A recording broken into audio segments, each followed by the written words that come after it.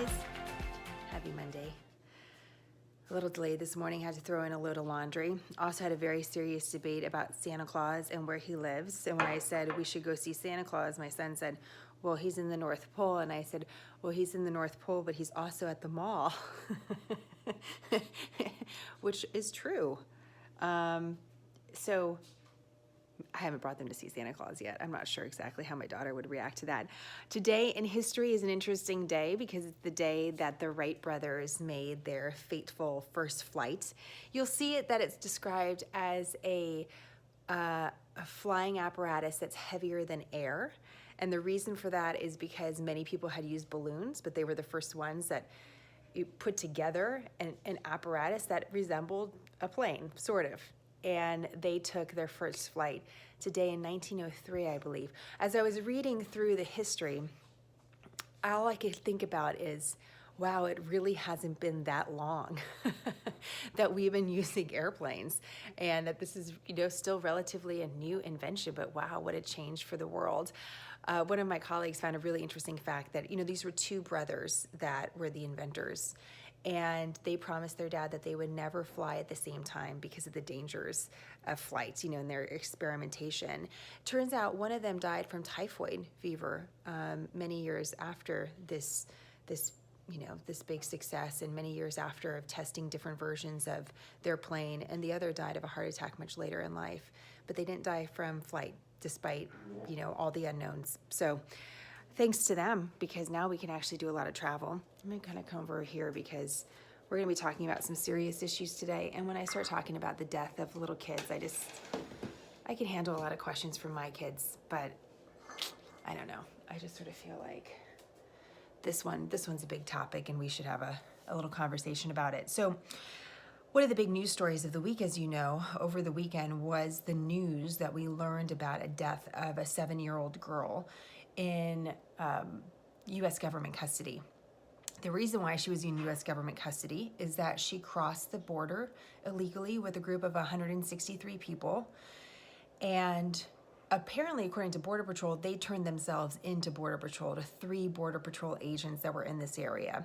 This happened in New Mexico, an extremely rural part of New Mexico, where agents rotate on and off a week at a time because it's too far away from their major offices. So they're at what they're called forward operating bases. So this is giving you an idea of just how rural this is. It's an area of New Mexico that's known for kind of these abandoned homesteads where, pioneers in the day were trying to set up their lives, but an incredibly rural terrain and rugged terrain at that.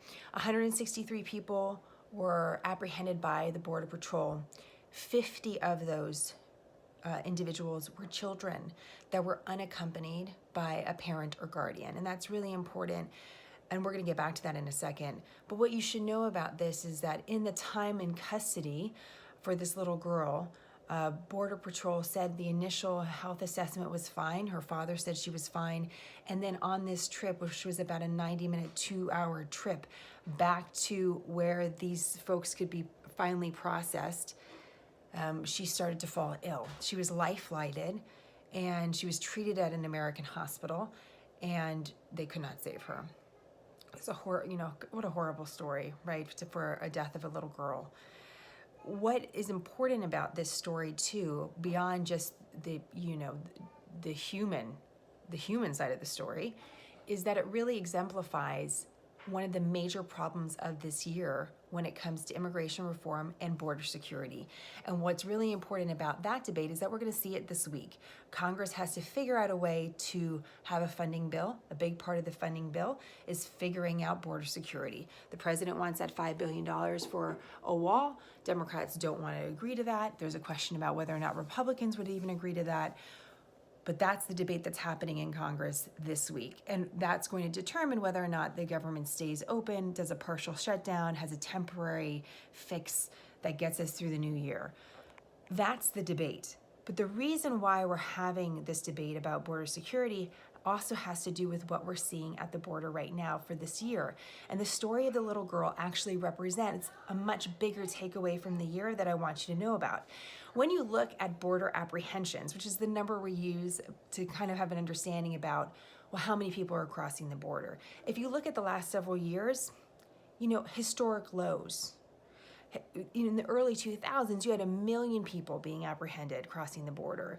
In 2017, it was in the 300,000 range. 2018, last year, it jumped significantly to more than 400,000. One of the reasons for that is because of the number of family units that are crossing the border. And in fact, last month, you had 25,000, just in the month of November, 25,000 family units apprehended at the border. In addition to that, you had 5,000 plus, 5,200 plus children with no parents or guardians, so anyone under 18, also apprehended at the border. That's more than half of the total number of people that were apprehended at the border. So the majority of people that Border Patrol is taking into custody are families and children.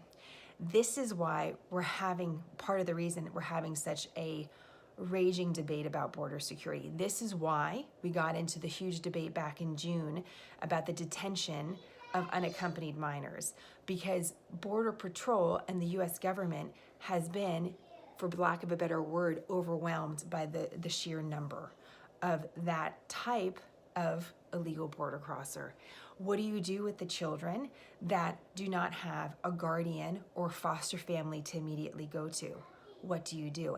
Now, why are they coming? That's an interesting question. The Washington Post went to a very rural area of Guatemala. This little girl that died in early December was Guatemalan. The Washington Post went to Guatemala before that because when you look at the number of illegal border apprehensions, the most number are from Guatemala. And the reason that they're coming is partly because of just poverty and violence. I mean, we've talked a lot about that. But when you go into these small towns, the reporters that did, they talk to people that work at schools. They talk to advocates that are on the ground that are very concerned that a lot of these children that are being that are crossing the border are being used by individuals that know if they cross the border with a child, the likelihood of instant deportation is much lower. That's their words that they were telling the Washington Post. And in one case, the Washington Post maps out a 20-year-old man who wanted to travel to go to the border, and a young mother in the area that gave him her daughter to take because she was so desperate to get her child out of this poverty. And he knew if he was going to travel with the child, his path would be different if he was apprehended at the border. That's one of the main reasons. So when we're having this debate about border security and government funding, I think what you should know about is one of the big stories in the background is the sheer volume of families and family units and unaccompanied children that are crossing the border. It's one of the biggest stories of 2018. And regardless about funding for a wall, the bigger question becomes, well, what is the policy? What are the laws? What should immigration reform look like if we want the best case scenario for everyone? Because at the end of the day, no one wants a 7-year-old girl crossing the border in terrible conditions that leads to her death. No one wants that. Well, what are the different policies we can put in place that make that less a possibility? And that's a huge challenge. So I want you just to think about that. Hey, while we're talking about border security and border barriers, we're really not talking about immigration policy quite yet. And will we ever? That's been a bipartisan issue that hasn't gotten a lot of traction. So I just want you to know a little bit about what's going on with that this week, because you're going to hear a lot about it. Final story I just want to tell you about, and any questions you have on immigration, please let us know, because it's one we're constantly looking at the numbers. I reached out to the Department of Homeland Security, in fact, to try to fact check some of the things we saw over the weekend. I haven't heard back. This is a very controversial story. It's going to get litigious, so just understand that. But I think this small story, and I want to say small story, the loss of a life is never small, but it signifies a much bigger challenge that America is facing. And if we look at it with compassion on all sides and think, well, all of us are trying to solve this issue, well, what are the ways we're going to do it? What does that really look like? I encourage you to check out our site, smarternews.com, and go to the source page for this card, because I included some interesting articles that if you want to read more, you can read a little bit more on the topic. Okay, final thing today I just think you should know about is the National Park Service finally officially purchased Martin Luther King Jr.'s home. They've been operating it for several decades, but now they've officially purchased it for its preservation so that Americans of all generations in the future can see where he was born and raised, which is pretty cool. I'd love to go see that. Have any of you seen that? I'd be really curious. You know, I love looking at the old homes and seeing where people were born and raised. So anyhow, those are some of the big stories I think you should know today. Final question for you guys that has nothing to do with the news, but if you have any great recommendations, I'd love to hear it. Does anyone have really good recommendations for, you know, cookies with your kids where you use, you know, like sugar cookies and use the cookie cutters? You probably have to freeze the dough overnight. Any of you guys have good recommendations for that? Because I'd love to do that with my kids. I know I can Google it, but it's so much better to get a recommendation from someone that has a great recipe. So if you have one, let me know and I'll share it with the group, because that would be really fun. Don't you think? Okay. We'll keep you posted on all immigration issues and everything else that's going on with the day. And thanks for your support of Smarter News. Let us know if we can work on anything else.